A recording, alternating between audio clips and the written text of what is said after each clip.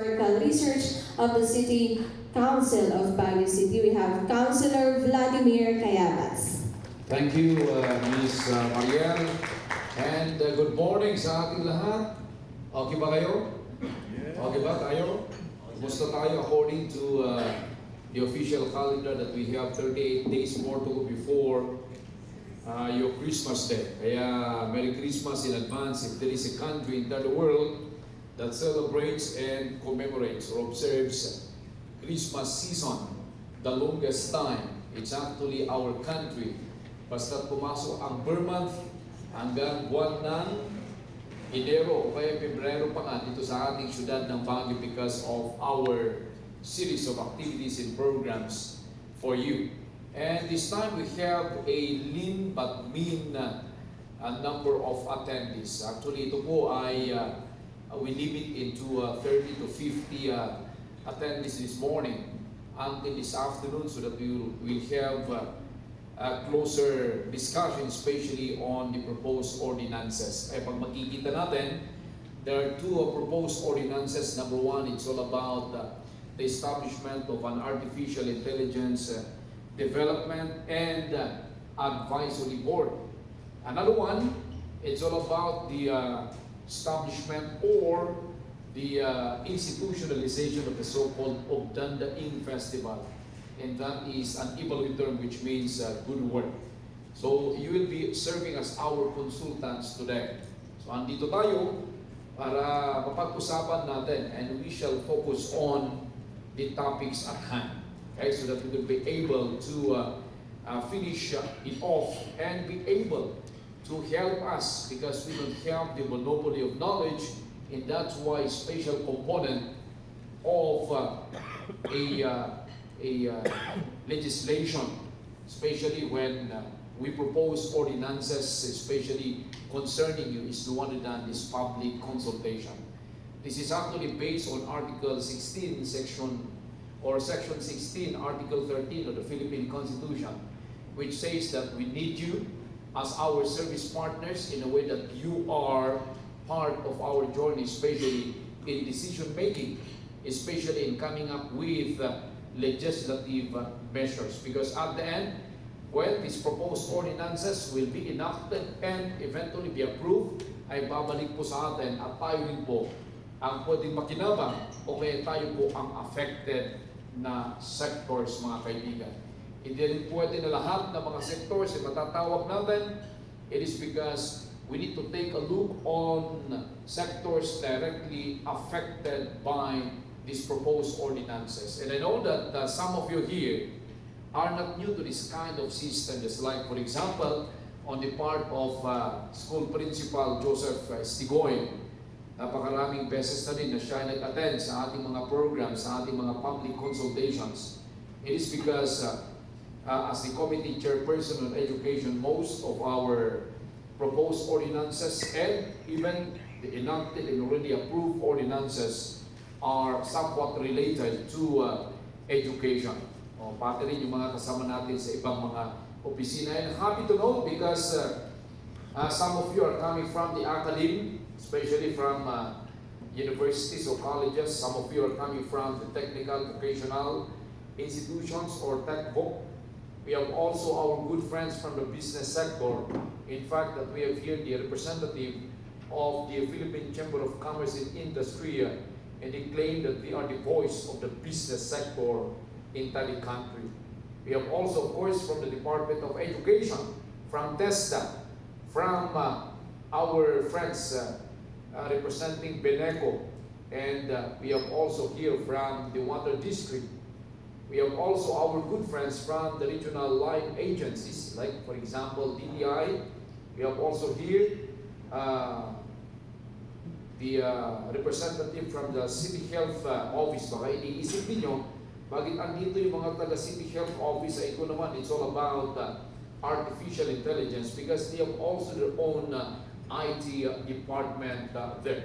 Andito rin yung mga nasa CSOs or civil society organizations and others who are with us this morning, just like for example to include our partners from RACO and also from PMA. Yeah? So marami po tayong mga they will represent. And of course, also we have the president of the Baguio Correspondents and Broadcasters Club representing our friends from the media. Okay?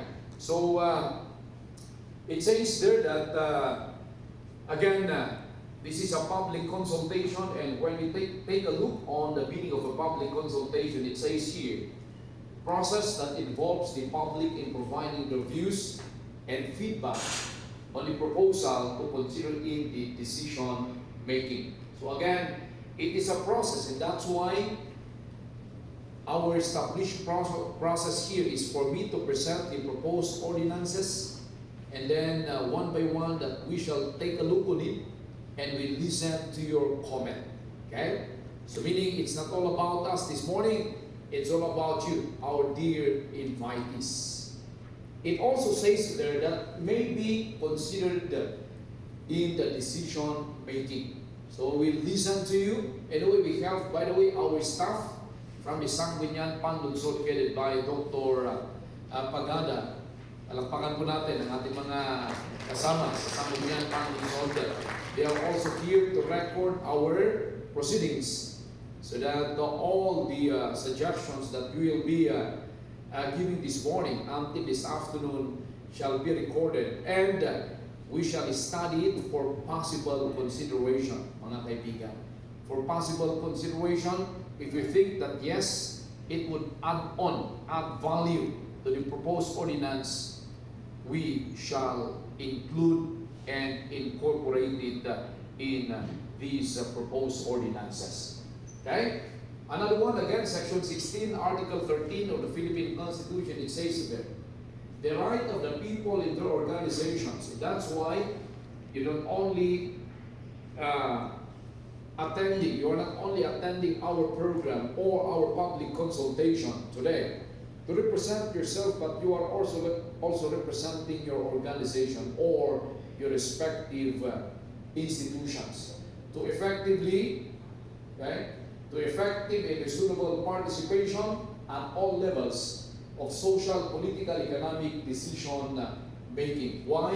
It is because, again, you are important and highly important component of our city, of our organization, of the government, and that's why we need to consult with you, we need to engage with you, we need to collaborate with you, so that at the end, we shall own it after having these proposed ordinances be enacted and eventually be approved for its application, mga kaibigan.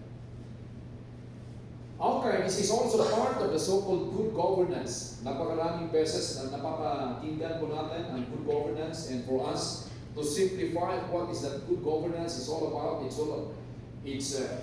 through the acronym part. Number one is the one done public participation. That is what we are doing today.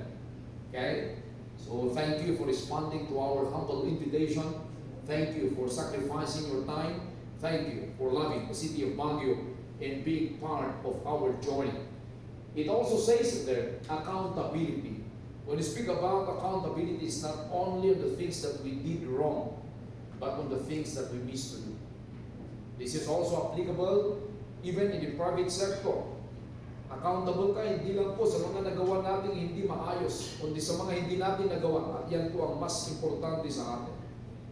Even for example, in the criminal jurisprudence, sabi nila there are two ways of committing a crime.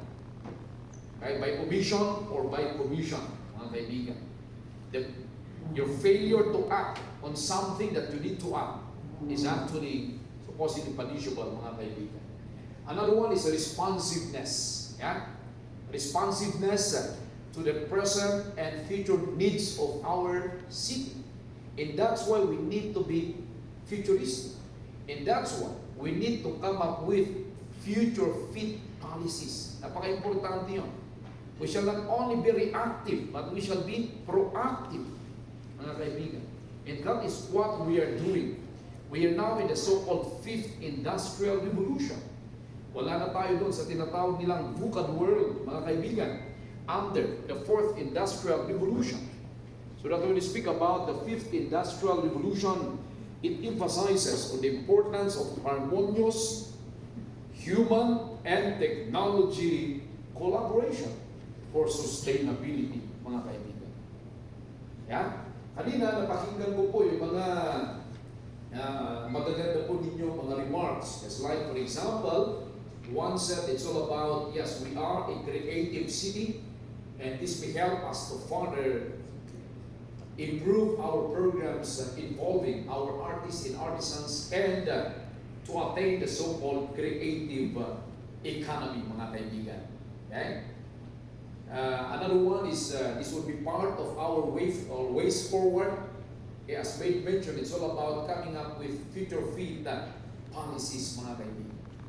Iba rin sa inyo, nagsabi rito will be a possibility that will be run by robots. Okay? So yan po ang sinulat ko lang po dito yung mga napakinggan po na mga nasabi po ninyo.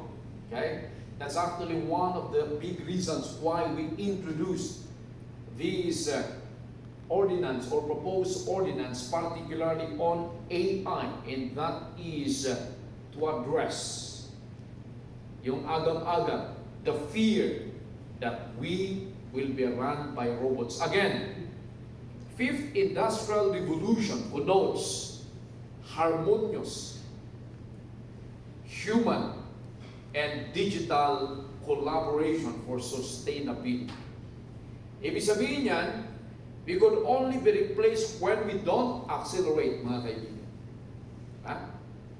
If what we know 5 years ago and our approaches 5 years ago is the same as our approaches today, for sure that we will be replaced by technology. Pero kung tayo po ay umaangat, nag-aabante in terms of soft and hard skills, don't you worry, because you could even make use of this artificial intelligence, the Internet of Things in others, as your big tool for you to be able to further advance your organizations or collectively advance our city in the wide road of development. Yung iba rin sa atin na taking over by machines. Yan. At anyway, we are all correct. By the way, sa ating mga remarks dito, wala pong mali rito. Sinulat ko lang po ang mga napakinggan ko sa inyo. Yeah? Okay, another one is adapting in our, or through this, that probably it could help us to further advance our systems in our respective organizations, in our respective workplaces, or even adapt this in our programs. Yeah? Integrating. Another one, okay, in a way that through this ordinance or proposed ordinance that we would come up with guidelines on how we deal with artificial intelligence, mga kaibigan. And some say, or somebody said that it's all about tool for marketing your programs, your advocacies, okay? Or a tool for transformation, okay? And then also, it could be used in assisting our local government, especially in the implementation of its programs, policies, and even activities. Okay? So yan po. And then it's all about transparency. Okay? You deserve to know it. Hindi pwedeng kami lang na nakakaalam. Then after all, okay, kayo po ang tatanggap ng mga polisiyang ito. We would like really to join with you. Because at the end, that is good governance is all about, mga kaibigan. Shared governance, okay? Responsive governance. Next, we must not only be recipients of good governance, instead we must be co-creators of it. Hindi lang po dapat tayo tagatanggap ng magandang pamamahala, kundi dapat kabilang tayo doon. It does not only be part of history, but we should build history for the city of Baguio, mga kaibigan. Okay. So, purpose and objective of our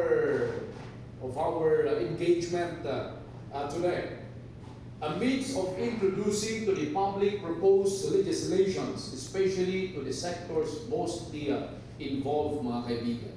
So you are the most affected sectors, and that's why you are here today. And we are introducing two ordinances or proposed ordinances Number one, again, it's all about artificial intelligence. And number two is the institutionalization of Obdandaing or Skills Festival in the city of Baguio. Yeah? Next. To gather comments, suggestions, and proposals for possible adoption to further improve and refine the proposed measures. It doesn't mean that as legislators that we know it all. In fact, that when we listen to you, I am sure that we could incorporate some of your ideas to further refine our proposed measures. Okay? Another one, to master other public concerns and recommendations which will guide the City Council in coming up with more efficient legislative measures. And that's why part of that attached paper or be given to you later is no other than your evaluation at saka yung mga pwede natin ma-suggest. In fact, that we have our survey form, mga kaibigan, okay? So that we could be able to get your comments. Yeah? Rest assured that you will be acknowledged, mga kaibigan. Yeah? So, again, it may not be directly related to our proposed ordinances. But in case you have something in mind which you would like us to legislate, then feel free to write it down dun sa ating ibibigay ng mga form sa inyo. By the way, this afternoon, that you will be receiving your certificate of participation here. Okay? Because this afternoon, that we have invited resource speakers from 3 offices. Number 1, from RACO. Ano yung RACO? Regional Anti-Crime, Anti-Cybercrime Unit. Tama? Okay. Para makita natin, he made mention about updating us on cybercrimes, status of cybercrimes in the city of Baguio. Okay? Natin. Apart from that, he will be providing us laws, especially on the implementation of these cybercrime, mga kaibigan. Okay? Oh, ano pa, yung mga natin, we have also invited our good friends from DOST and even from DICT as our partners, mga kaibigan. Okay, next. To be appraised and updated on the programs and new policies from partner agencies. Exactly, that was what I was trying to elucidate. Be updated from these partner agencies and offices. Okay? To sustain partnership with the stakeholders while further sustaining service continuity through synergy and collaboration. We would like you to feel that you are important to us. Importante po kayo sa ating lokal na gobyerno, mga kaibigan. You know, i-share ko lang po sa inyo at alam po ng mga kasama natin sa Sangguniang Panlunsod. Noong time po at kasagsagan ng sabihin natin, ng COVID, yung ating committees tayo, ang ating committee tayo po mga nag-organize ng mga ganitong klase of public consultation, also limited ang mga participants. But why is it that we insisted of organizing public consultation? Because this is part of our simple way of showing and letting you know that you are important in spite of the situation in our city of Baguio. The mere fact that you are invited to this kind of activity, it means that you are very important to us, mga kaibigan. Yeah? So gusto nating masustain yan. Gusto nating mapalakas yan. Okay? Gusto nating makita natin that yes indeed, there is that good partnership between the city government, particularly the Sangguniang Panlunsod, with that of our stakeholders, mga kaibigan. And salamat sa inyo. It also says there, okay, further sustaining service continuity through synergy and collaboration. Because at the end, okay, you are not only the receiving end, but we would like you to help us in crafting so that we own these measures. Now we go to the presentation of our proposed ordinances. So ang gagawin natin as part of the process, but by the way, we would like to acknowledge our new arrivals. No? At, this is again part of our public consultation. Maraming salamat for joining us. And please stay with us until this afternoon. Ibali po ay meron tayong snacks, meron pa tayong lunch. Yeah. Plus certificate pa, no? One natin. And you'll be given a chance to interact and network with other participants. Diba? Dapat mag-network kaya dun sa aming program, sa aming training din, especially sa PIMA, if you have heard about the People Management Association of the Philippines. Part of it is kung kayo magkakasama, pag-attend ng seminar, hindi kayo nagkakatabi dapat. You always spread out and interact and network with other attendance. Why? Because in the context that every new person knows something that you don't know. And the more people we know, the more opportunities that will come. Tama po kayo? Eh, mamaya, maki-network tayo. So what we shall do is, please allow me to present to you the contents of the proposed ordinances. Okay? So, provision by provision. Then after that, we shall go back to the proposed ordinance, line by line, provision by provision, and please prepare for your comments, if in case you have comments. Our mindset here should be how to improve the proposed ordinance. Paano natin ma-improve? How to enhance the proposed ordinance or ordinances. Okay? We have here the proposed ordinance number 1, an ordinance establishing artificial intelligence development and advisory council in the city of Baguio, defining its purpose and appropriating funds thereof. We have the explanatory note, the whereases. When we speak about whereases, there are 3 important purposes. Number 1, through the whereases that we could be able to establish the legal basis of this proposed ordinance or ordinances. Number 2, we could be able to establish its purpose. Yeah? And number 3, through this whereases that we could be able to know matters that this ordinance is trying to address. Ha? Legal ba yun? Ano ba yung purpose niya? At ano po ba ang problema? Bakit kailangan natin magkaroon ng ganitong klase ng ordinance? Yan po ang sinasagot ng explanatory note through whereases. Whereas the state recognizes that science and technology are mega essential for national development and progress. Furthermore, it affirms its commitment to human development by prioritizing education, science and technology, arts, culture, and sports to foster patriotism and nationalism, accelerate social progress, and promote total human liberation and development. So this is based on the 1987 Philippine Constitution. Right?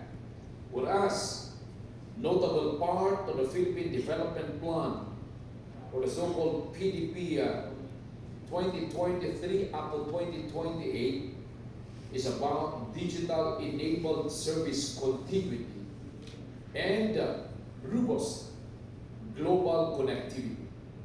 It underscores the importance of science, technology, and innovation for the attainment of a long-term growth geared towards globally competitive knowledge economy.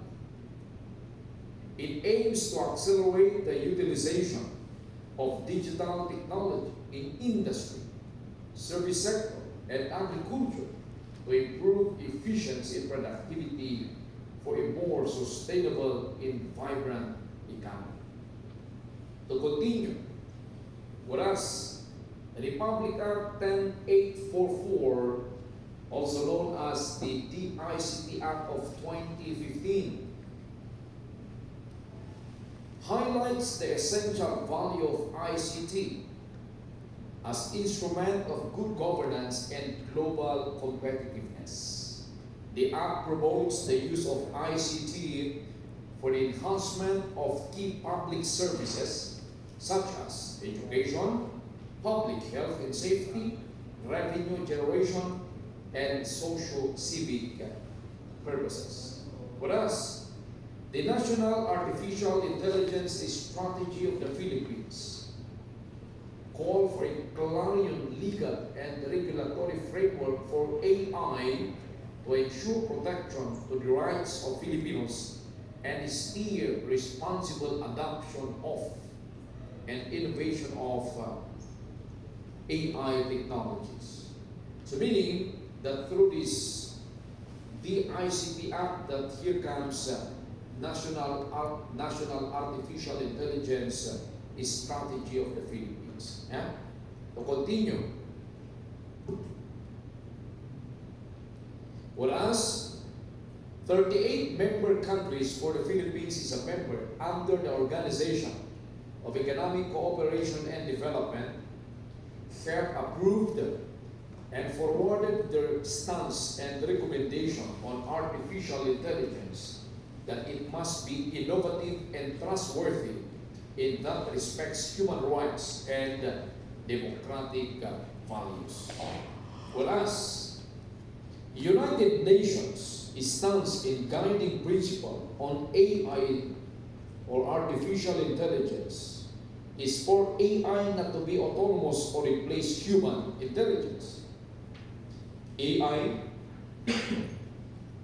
must be developed through humanist approach based on values and human rights.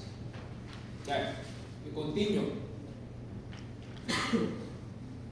Whereas, starting 2020, that the digital world is now shifting from fourth industrial revolution or 4.0 to 5IR or fifth industrial revolution, or utilization of artificial intelligence, Internet of Things, big data are highly essential. It deepens the integration between people and technology and underscores harmonious human-machine collaboration for sustainability. To continue, whereas notable components of the administration service agenda here, the city of Baguio, are on good governance and smart city management. Through the digital-driven services that significant social undertakings and services can be expeditiously delivered in order to accelerate social progress, trailblazing the city of Baguio into its vision of becoming a smart city through responsive, shared, and good governance. And the last, whereas, as we navigate our path going to a more livable and smarter city of Baguio, and that adapting emerging global trends is a must way forward. These trends include new and growing technologies like AI systems and applications, a platform that interconnects global wisdom.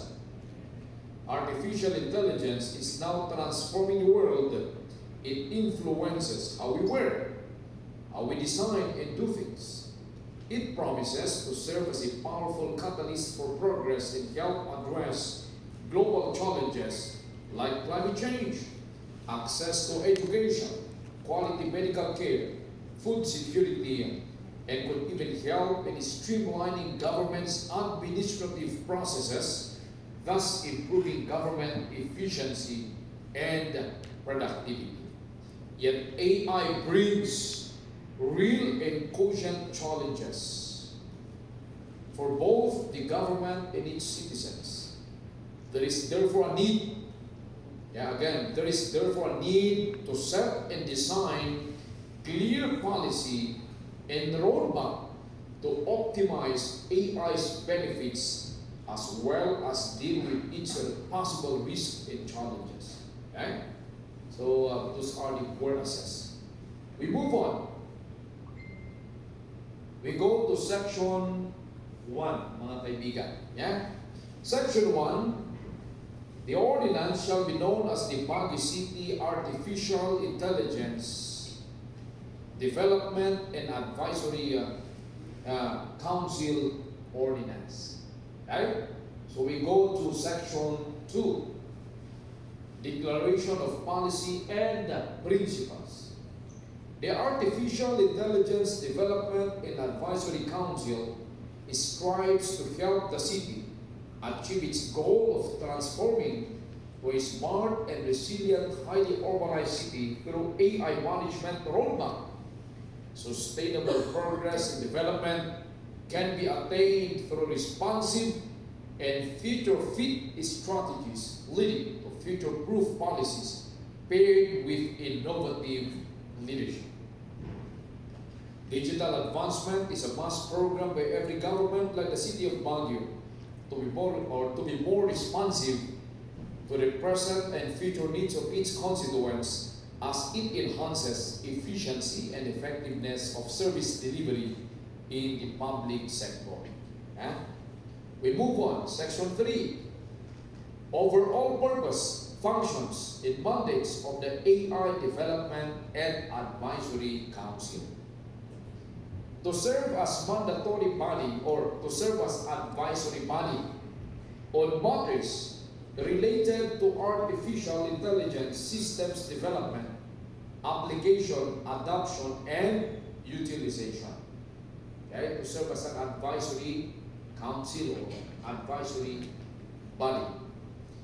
To take the lead in policy recommendation related to artificial intelligence, like setting parameters under which AI may operate in the city of Baguio.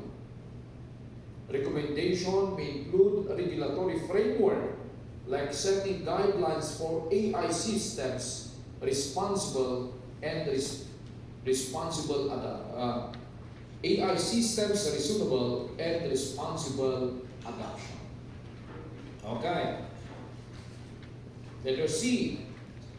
To set artificial intelligence readiness program, importante ito, in roadmap aligned with the set strategy by the national government.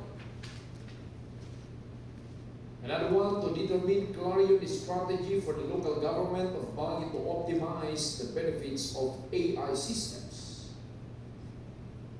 Letter E. To serve as research and development arm of the city government of Baguio in all AI-related matters, R&D.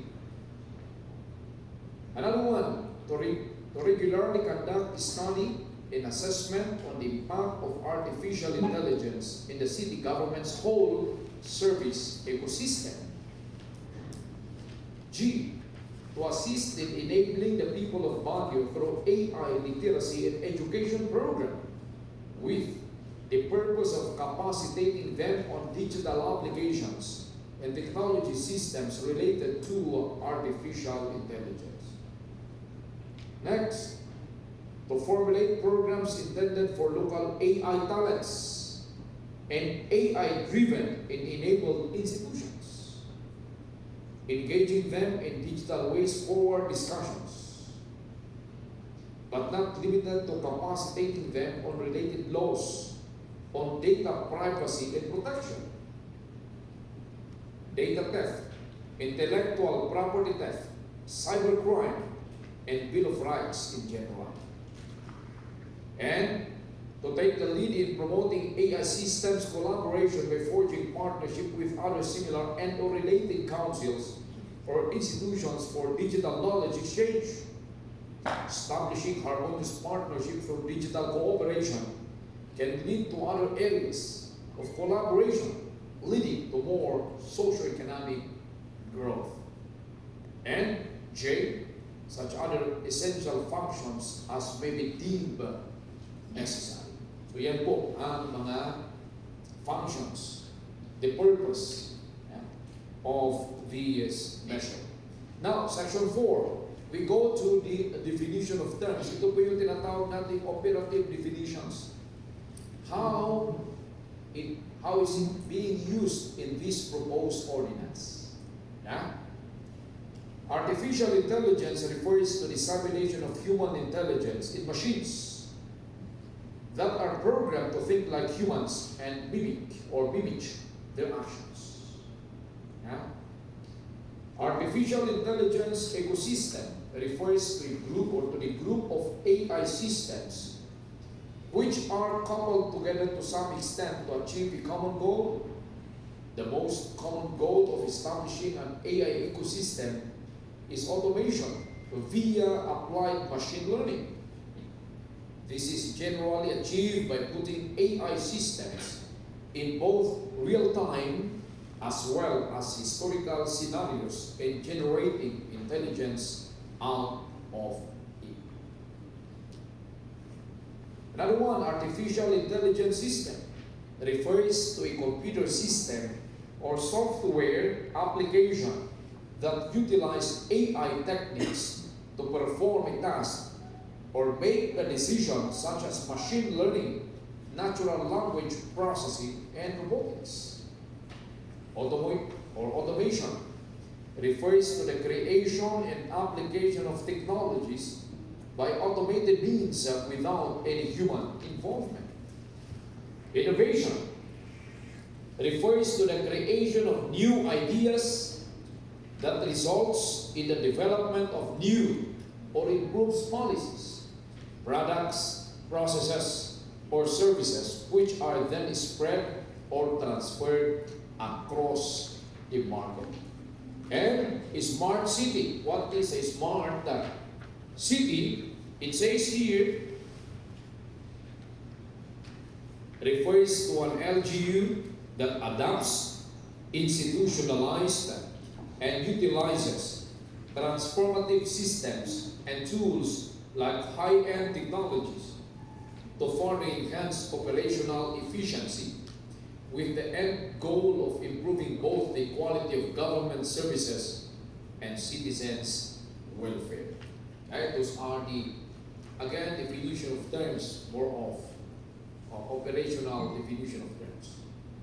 Section 5, creation of a Baguio City AI Development and Advisory Council known as BCAI-DAC. Okay? There is hereby established the Baguio City Artificial Intelligence Development and Advisory Council, comprised of representatives from the LGU, academe, PNP, government line agencies, and from the enabled private sectors, especially AI leaders to guide, assist, and accelerate the preparation of the city in adapting, incorporating, and responsibly using AI systems and applications. An established local AI development and advisory council can be a big booster in positioning Baguio as a digital, smart, and resilient, highly urbanized city. We have the composition of the advisory council. The chairman, the local chief executive or the mayor, the vice chairperson, the Department of Information and Communications Technology or DICT representative. By the way, we have DICT representative here. O mamaya sila. Okay. Members, Department of Science and Technology representative. Department of Trade and Industry representative. Baguio City Police Office representative. City Data Protection Officer designate. LGU Public Information Officer. You have also Management of Information Technology Division Representative or MITD. Sangguniang Panlunsod Committee Chairperson on Education. City Planning and Development Coordinator. One representative each from DepEd, CHED, and DEST, and that's why they are here today. 4 representatives from higher education institutions. 2 representatives from tech sector. And 2 representatives from an organized AI local talent or professional groups. Yan po ang proposed composition ng Advisory Council. We have the regular meeting or meetings. Upon the enactment and approval of this ordinance, the local AI Development and Advisory Council needs to hold series of collaborative meetings as needed. When all is said, that the conduct of the regular meetings shall be once in a quarter or 4 times in a year, except in highly exigent reasons, purposes, and instances that requires council special meetings. Okay? So upon the enactment and approval of this proposed ordinance, that series of meetings shall be conducted. Now, if all is set, then they will now follow the schedule of the regular meeting. That is, okay, it says here, quarterly, meaning 4 times a year, except if there is an exigent reason to hold a special or emergency meetings. Okay? Annual operational funding. For the purpose of this ordinance, that an appropriation of 1 million, hindi 1,000 po, yan. 1 million pesos shall be allotted each year and shall be included in the annual budget of the City Mayor's Office, subject to accounting and auditing rules and regulations. Saan po ba pupunta yung 1 million na yun? The funding is primarily for AI-related research and development. Okay? That's why we have the so-called research and development as one of the functions of the Advisory Council. Public consultation, such as what we are doing this time. In the enumerated functions that there must be AI literacy initiative. Tama? Kaya, di ba naman tatawagin natin sila, thank you lang. So, dapat din ay gagastos ang gobyerno. And collaborative meetings with stakeholders or even other AI councils within or outside the country. Policy vetting. Okay? Let's do an assessment, evaluation of the standing policies. Assessment and formulation of programs and activities. Yeah? It's like, for example, when we do conduct re-innovation summit, or not simply innovation, but re-innovation summit, probably is related here. So, the other sections, such as sections 8 and 9, are part of the formal composition of a measure. So, yan po ang presentation natin. By the way, we would like to acknowledge yung mga bagong dating, pagipalakpakan po natin, from NEDA, Mr. Jose Postales Jr. Maraming salamat. Thank you for joining us. From one of our barangay representatives here, Kagawad Margie Lumagig. Thank you for joining us, Kagawad. And then from PESA, maraming salamat po. From Philippine Economic Zone Authority, Mr. Emmanuel Cortero, the Administrator. Sir, maraming salamat for joining us. And from MITD, the Management of Information and Technology Division of the City of Baguio, Mr. Jomar Tampo. Thank you so much for joining us.